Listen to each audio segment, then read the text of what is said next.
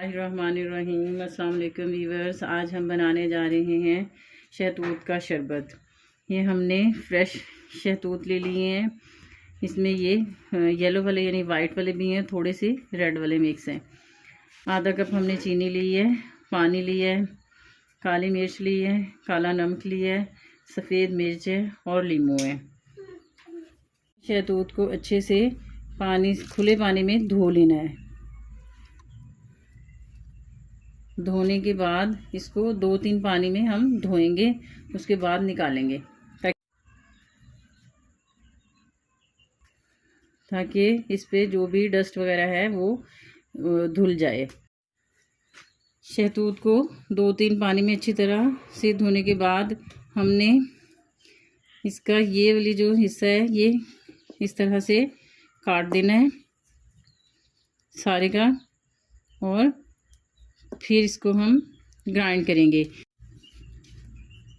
शहतूत हमारी सेहत के लिए बहुत अच्छे होते हैं और ये इनकी तासीर ठंडी होती है, और नज़ला खांसी ज़ुकाम वगैरह में हम अगर इसका शरबत यूज़ करें तो वो हमारी सेहत के लिए बहुत अच्छा होता है।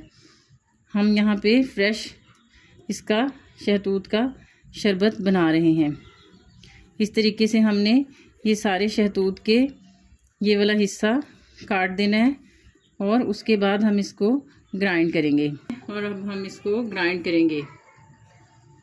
ब्लेंडर के जग में हम शहतूत को डाल लेंगे। उसके बाद हम इसमें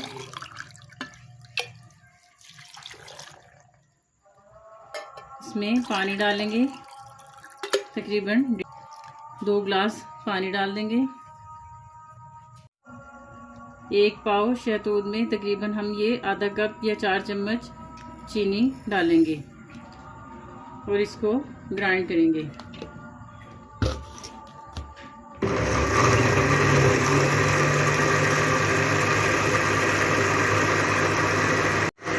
इसको अच्छे से ग्राइंड करने के बाद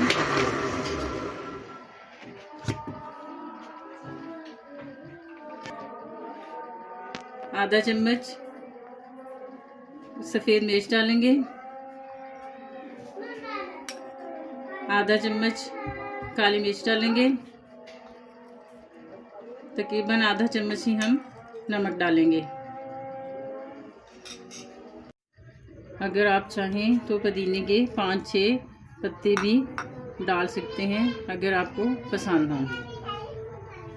और ये 2 लीमू का रस है, ये डाल देंगे और इसको अच्छे से दोबारा से ग्राइंड करेंगे।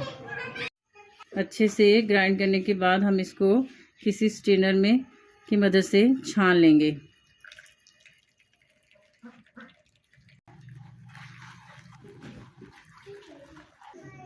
इसे हमने इसको अच्छे से छान लेना है।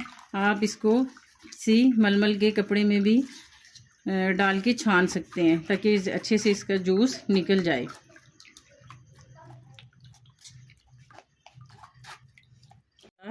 फ्रेश जूस तैयार है।